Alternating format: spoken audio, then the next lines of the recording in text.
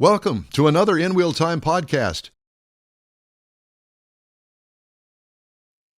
All things automotive, the award-winning InWheelTime car talk show. I'm sorry we didn't have the music this morning, but we're going to hum along. You do that. You and Jeff go ahead. Coming up, our auto story of the week, recalls. No, we've already done all of that. Recalls, Never mind yeah. that. We did that already. We've got guests coming up. Oh, we do? Yeah, we do. Well, it's the award coming up. We're going to talk to the founder of OttoFixIt and how to find a reputable body shop. Later in Jeff's car culture, same cars, different names. And Mars has 10 things to do at the Texas State Fair. Howdy. Along with Mike Out of This World Mars, right over there. Frozen again. Frozen again. Over here to my left is the fabulous, we always need more Jeff Zekin. Keep going. David Ainsley has joined us. He's not in the house at the moment, but he's here in spirit. He's in here. He's in the bathroom. I'm Don Armstrong. Glad you could join us today. It's been a comedy of errors, and I do mean comedy. So we don't know what's going to happen in the next half hour or the next half hour after that. So we invite you to stay tuned and be entertained. What? It's a surprise. Yeah. So do we have Ilan? Yes, sir. Okay. Well, let's pop him in there and say hello. Ilan Mandil, founder of OttoFixIt, finding a reputable body shop. And I hope I didn't screw up your name too much. Did I? Said it perfectly. Hi, gentlemen. Hi, it's a pleasure to be with you. Thanks for joining us today. Pleasure to be with you as well. Nice to meet you. So tell us about OttoFixIt. Now, let me tell everybody, this is OTTO. Thank you. Yes. Not OttoFixIt, but OttoFixIt, the man's name. So, tell me how this all came about. Yeah, so I'm a technology guy in background, and I decided to build an app to connect drivers with auto body shops about a year ago, just because I felt like there was a lot of lack of transparency as far as where drivers can go to get their cars fixed and how much they should be paying. They don't really know ultimately until the car's usually in the shop already. And I wanted to just give drivers multiple options. So I created a mobile app, and it's also a website. And basically you take a photo of your car and you get a AI driven estimate, which is admittedly, it can never be super precise because there's always a lot of damage and collision damage that's maybe under the hood, so to speak. But it gives them an initial sense of how much they should be paying just off of that AI estimate. And then what we do is we connect people to auto body shops in their area, so the auto body shop can give them a more comprehensive estimate. So it does two things. It gives people some price transparency, and we're also creating new leads for auto body shops, which upon talking to a lot of auto body shops, they really need, because no one's very happy with Yelp or Google. No one's getting good leads from other platforms these days. Well, it's interesting you should say that, because my background a long time ago was in a car dealership, and they had a very extensive auto body repair shop in the back. Yeah. They also had a separate Corvette body shop repair place next to it. And what little I learned is that it's pretty much and I don't want to say a guessing game, because that really is not true. Most auto repair guys that do the estimates, for the most part, are generally pretty schooled. But as you mentioned, and I think it's really important to point out here, that when you take your car in to get an estimate, it is just that, an estimate. Yeah. Because what they can see and what the actual mechanic that is doing the work sees could be completely different, because there's so many other hidden parts that are not visible to the eye. Supplemental. That you have to fix this. You have to have that bracket, that mount, whatever the case may be, that's bent, damaged, somehow is messed up. For me to get that fender aligned properly to the rest of the hood, the bumper, all of that, I've got to have that bracket. And that bracket may be $100. It may be $5,000, because it involves other things and other parts. Yeah. So go ahead. Because the price of the job is not set in stone until the job is actually finished, because even when you get the car in the shop, you haven't taken it apart, and you don't know all the complexities of the job until it's done.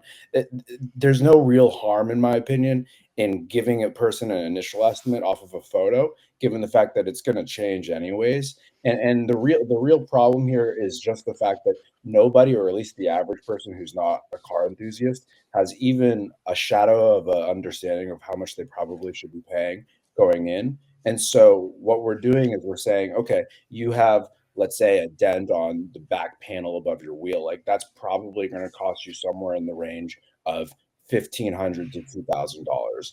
And then they can start thinking in the back of their head about, like, should I go through insurance and other questions like that. We've gotten some pushback. I will admit that we've gotten some pushback when it comes to, generating estimates based off of photos. But the reality is, we just tell customers that these estimates are subject to change upon the in-person inspection. We're really just giving people options.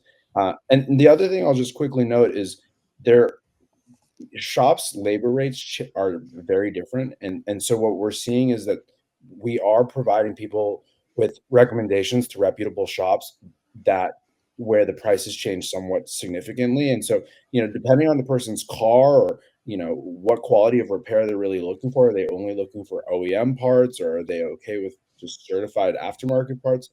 They might decide to go for a slightly cheaper job, and we want to give them that option. Well, there's also after the service after the repair, because you might have you get your vehicle back on a Tuesday, and next Saturday, if there's a little rattle, there's something not right, something doesn't drive correctly, that also has to go back, and then there's probably more money added to that. Well, Jeff has a perfect example. I mean, his Cadillac SRX got bashed in pretty bad. Yeah, T-boned. Yeah, T-boned. Oh, And then somebody stepped up to the plate and says, "Oh, I can fix it for this amount." it was actually a Cadillac dealer. A Cadillac dealer. Yeah, their collision service. Yeah. And tell the story. And the vehicle ended up it went down the road sideways. The paint was wrong. This was back in 2013. The paint was wrong color, different shade. The car ran sort of like a dog down the road, dog leg. Crabbing down the road. Road. And so I wasn't satisfied, and they kept saying, no, we'll fix it. So I took it to another dealer, and I had the insurance agents meet me there. And of course, the claim of the guys, the insurance company for the person that hit me. And they said, look, we lifted the car up. The car was bent. There was frame pieces that were just not right. And they ended up buying the car back. And I got another car out of it. Yeah. I'm surprised in that instance they didn't just declare it totaled. Well, and that was the original thought behind the initial accident. Well, this is pretty bad, and they said no, we can fix it. So yeah, that was the story. And there are reputable car dealers, and some are questionable. And this was not in the Houston market. This was in another market. It was in Corpus Christi. Yeah. And all I can think of is, hey, they wanted the business. It was a big job, clearly, if it was T-bone. Big dealership too. Yeah. And so they took the job on, not thinking that anybody would ever take it back and go, hey, it's crabbing down the road. That's major damage. Well, there. this is on the dealer, because we all have standards and quality that we go by. It was just not a quality follow-up. There was a bunch of things that went wrong from the beginning. The estimate, the people that were working on it, the stories they were telling on how they could do it. So it all compiled, and eventually they bought the car back. So this is interesting. Without going into too much detail, the way I see the landscape of auto body shops is there's kind of like three levels. The top level is those certified shops that are certified by a manufacturer, like a BMW manufactured, a BMW certified shop, or a Cadillac, in your example, certified shop. And in my experience, those shops are the highest quality. They're only using the OEM parts. Yeah. And they're also their repair jobs are at the highest price tag. So that's sort of tier one. And then tier two is maybe the shops that have 4 or 5 locations throughout a city, and they're only using certified parts. And then the bottom tier, and a lot of these bottom tier, I don't want to say bottom tier, but they're not necessarily using certified parts, and it can be hit or miss depending on the shop you go to. The independents. And a lot of them are great, by the way. So I don't want to like speak ill of them. No, and some of that depends on the insurance company can kind of force some of that. Exactly. Yep. Yeah. Exactly. Consider it as a good, better, best. Exactly. And so the way that I go about deciding like what shops to recommend to folks using my app is based off of Google and Yelp reviews. So I'm just saying I'm not going to recommend a shop that has less than 4.5 stars out of 5 and has fewer than 100 reviews, because that's just sort of like a grassroots way of determining if a shop's been getting good reviews in the past. Yeah, you got to have a base to start with. But even that's not scientific, because anybody could load up one of those sites pretty easily. What do you mean load it up? In other go words, in and manipulate say, it. This is a great dealership, and then hey, you've got a buddy that does the same thing. I mean, it could be a business unto itself. So there's nothing really foolproof about anything. Which is why I'm very shy about recommending shops. I'd rather just give people the options. And so I'm saying, okay, these are 4 different shops I got quotes from. This is the different prices that they're giving me for your damage case. And then you can decide. And I try to steer people depending on their car. Like I might say like, okay, you have a brand new 2025 BMW. You should probably care about getting those OEM parts and going to a certified shop. Whereas maybe if your car is worth $7,000, you don't really want to be paying top dollar for new OEM parts, and you can go to a shop that maybe is just using certified parts. So it depends on the customer, but I want people to make the decisions they're going to make based off of their financial circumstances, their car, etc. I just want to give them the options, because right now there's no tool out there that says, across these 4 shops, these are the 4 prices they think it'll cost. Gotcha. And that's what I really liked about looking at it, because one of my granddaughters wrecked her car, not a 150,000 mile car going back forth to school. Anyway, the way it got wrecked, I didn't have any idea what it was going to cost. Is this something we really want to fix, or is this car totaled or whatever, and go the insurance. So to me, the information that you can get from this OttoFixIt app by the pictures and stuff gives you a little more information to start your decision process. And then you start talking about going to the shops and looking at them. Yeah, and again, I tell people the AI is as good as the technology is these days. You take a photo and it's going to give you an estimate, and we've trained it to be pretty good. And just to give you guys a little bit of information about it, like we always aim high on the estimate that we create, but the real estimates are what you're going to get from shops. So the real value add that we're creating is connecting people to shops in whatever zip code they give us. And so we're serving as like a price transparency tool, but also just a shop discovery tool. Like Google has a bunch of shops, but we're tailoring shops based off of our filtering criteria, like the 4.5 stars and the shops we know. Right. I'm based in LA, so we've already started to build out a network of shops out here. Cool. How are things in LA today?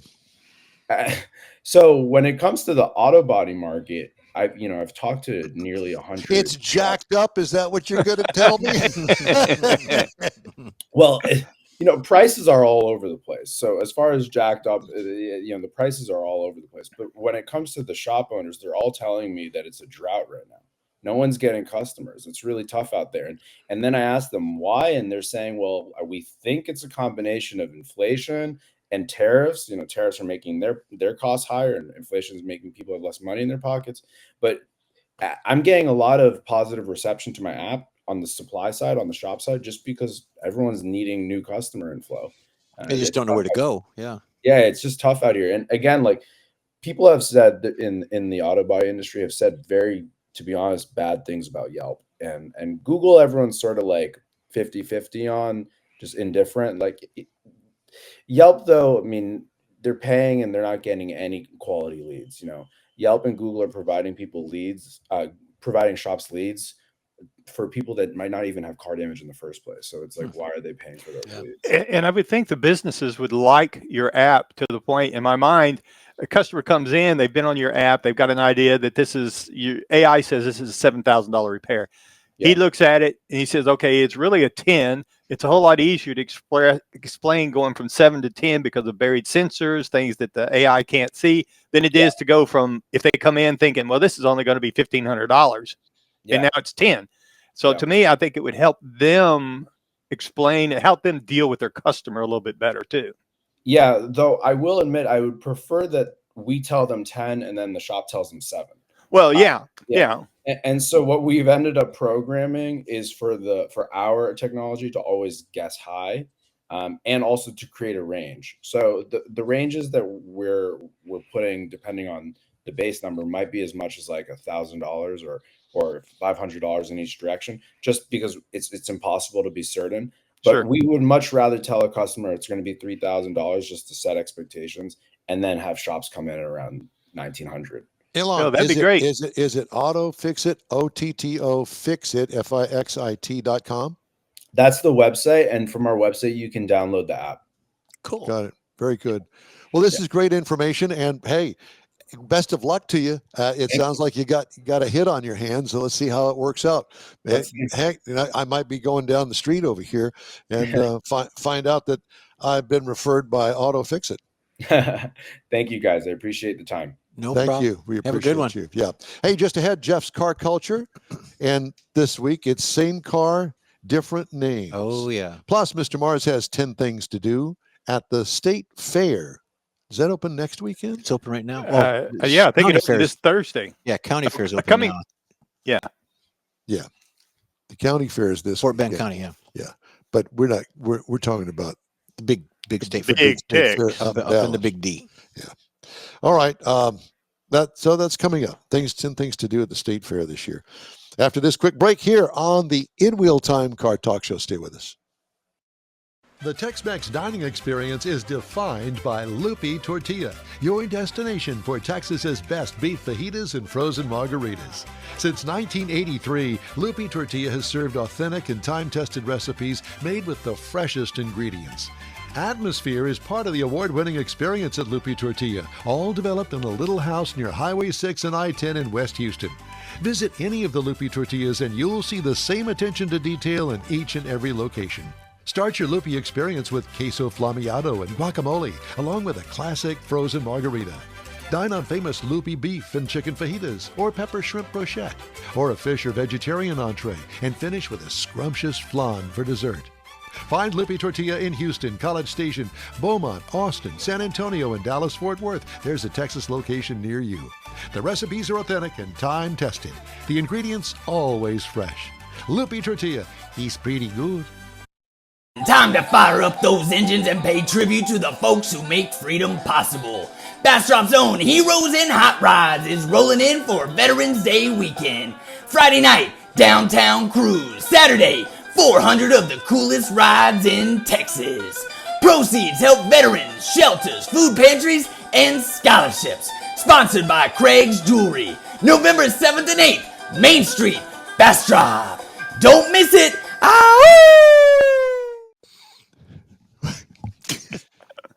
I like it. Mr. What Mars? can you say? Well, I think I know that guy. do you? I don't know. With the guy on the mini bike? You know the old one, the old guy that was in The there. old guy There's like 7 of with them. the Dr. Spock wave. That one.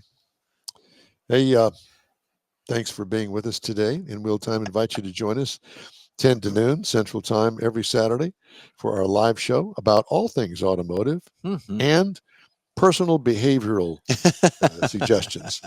Thanks for being with us today. Time now for Jeff's Car Culture. Same car, different names. Yeah, it's sort of like a Cadillac SRX that turned into a V. Remember that? Yes, I remember that. Sort of. So for decades, car manufacturers have confused buyers by offering models with an array of identities. Now that picture right there, that is a Land Rover. It's 11 different names that vehicle has been on What? over the years. Yeah. Really? It's a practice known as badge engineering, not to be confused with platform sharing or joint ventures, all of which have become increasingly common in recent years. Some car companies have overindulged, while others know better than to mess with their branding. 6 decades of badge engineering cars. And you'll see that some automakers crop up from time to time. You'll see that in this whole segment. So here we go, Michael. Push the button. Number 1, Cimarron Cadillac. In 1982, there were 2 models of this vehicle. When GM raised it in the early 80s, that BMW and Mercedes were stealing sales and parts for the luxury car market, it stuck Cadillac badges onto Chevrolet Cavaliers in a bid to compete with the smaller luxury car class. But the high prices and 4-cylinder engines made the Cimarron, which is pictured here, a laughingstock. Even in the introduction of a V6 in 1985, it did nothing to make the car more sellable. Shame on them. The next one is a Lancia Delta. It's a 2011 model.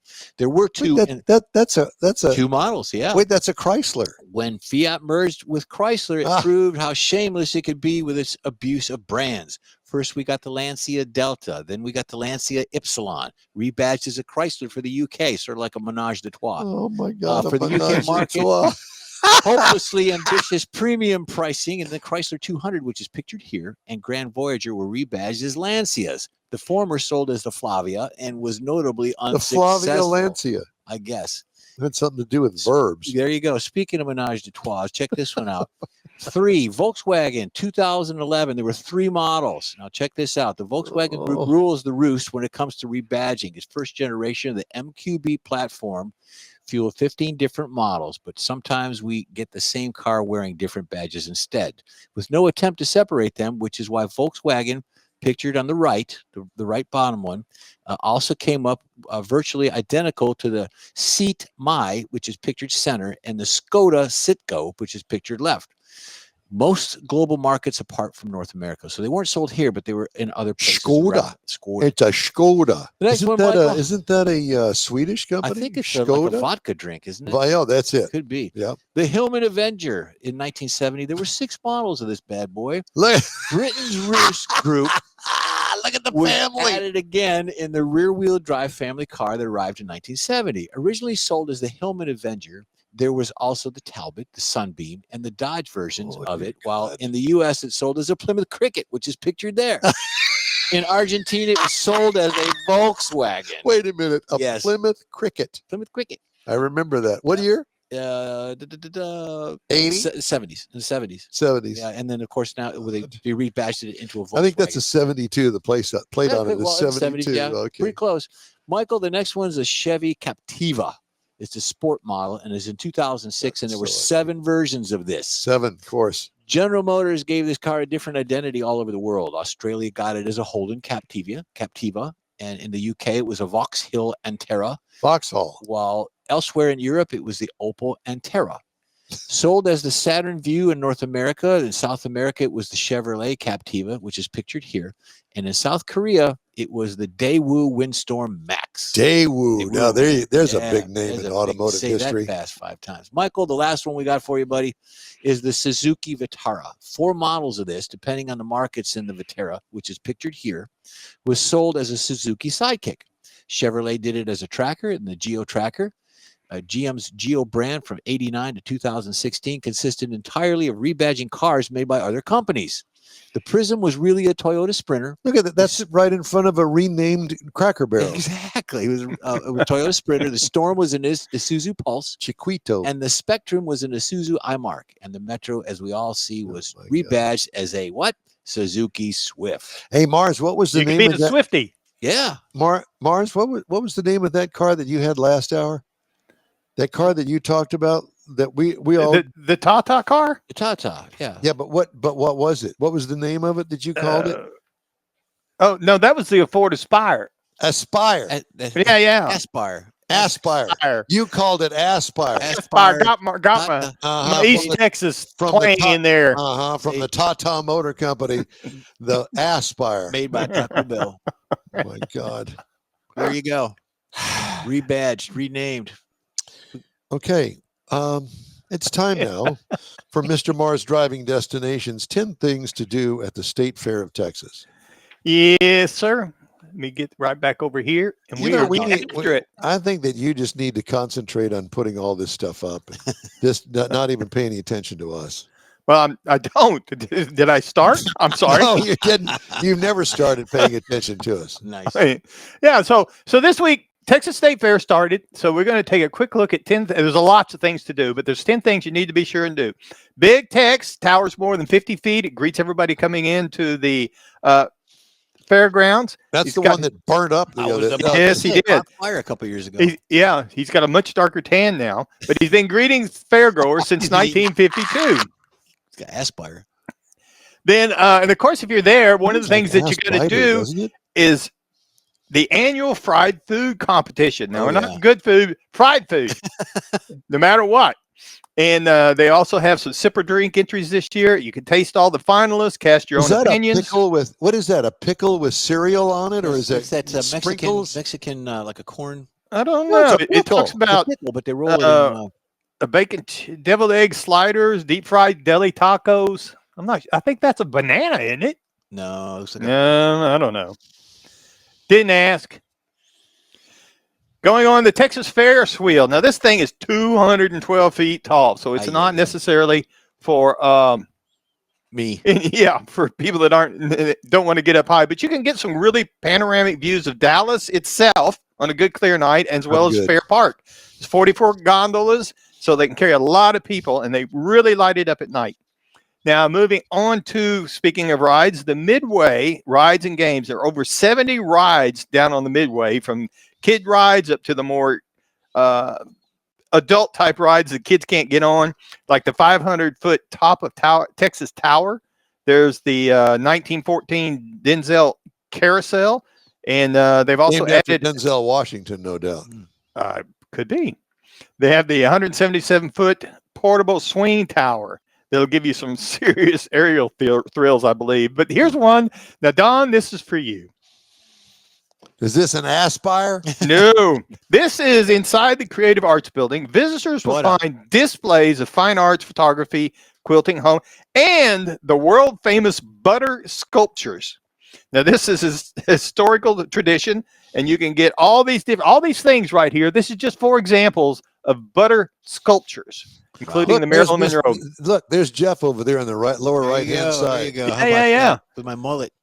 There you go. I don't know how they keep it from all melting, but I did not know that was there, and so I've never been there and seen it. Well, yeah, when you go inside there, you have to make it a sweater weather kind of visit. And the display next to it is toast. Yeah. Toast. Yeah, they give you a knife when you go in. There you go. So moving on to the auto show. Now, this is one of the big things. This is generally where I go whenever I go up there.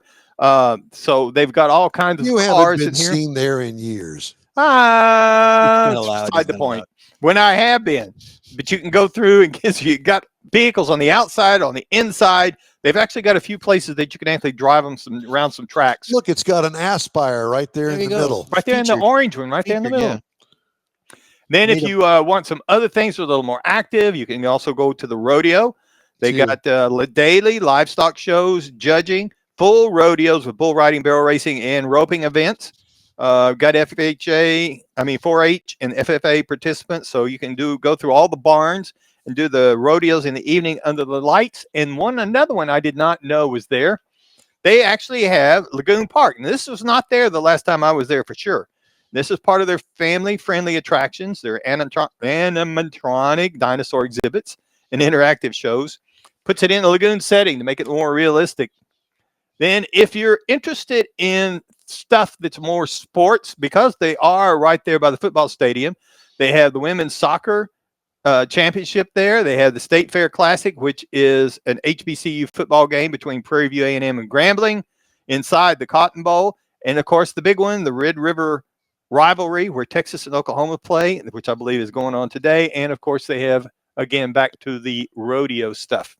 But there's lots of things to do up there, but this is just 10 of the bigger things. Some of them I didn't even know existed. Well, there you go. Once again, we don't know what we don't know. Exactly. All right. Well, thank you, sir. InWheelTime Car Talk continues right after this quick break. Let's see how. You own a car you love. Well, why not let Gulf Coast Auto Shield protect it? Houstonian John Gray invites you to his state-of-the-art facility to introduce you to his specialist team of auto enthusiasts. We promise you'll be impressed. Whether you're looking to massage your original paint to a like-new appearance, apply a ceramic coating, install a paint protection film, nano-ceramic window tint, or new windshield protection called ExoShield, Gulf Coast Auto Shield is where Houston's car people go. Curbed your wheels? Instead of buying new, why not have them repaired? How about a professionally installed radar detector? Gulf Coast Auto Shield does that too. Get a peek inside the shop and look at the services offered by getting online and heading to gcautoshield.com. Better yet, stop by their facility at 11275 South Sam Houston Tollway, just south of the Southwest Freeway, and get a personal tour. Gulf Coast Auto Shield is your place to go for all things exterior. Call them today, 832-930-5655 or gcautoshield.com. Rev up your engines. It's time to roll back in style at the Back to the Past Car Show. Join the Spring Branch Senior High School Foundation Saturday, October 18th at Cornerstone Academy, 9016 Westview Drive in Houston. Classic cars, trucks, and motorcycles, family fun, food, music, and memories. There's something for everyone. Proceeds benefit local students and programs. Don't miss the shine, the chrome, and the nostalgia. 10 to 2, Saturday, October 18th, Back to the Past Car Show. SpringbranchBears.com/car show for more information. InWheelTime will be there too. That's it for this podcast episode of the InWheelTime Car Show. I'm Don Armstrong, inviting you to join us for our live show every Saturday morning on Facebook, YouTube, Twitch, and our InWheelTime.com website. Podcasts are available on Apple Podcasts, Spotify, Stitcher, iHeart Podcast, Podcast Addict, TuneIn, Pandora, and Amazon Music. Keep listening, and we'll see you soon.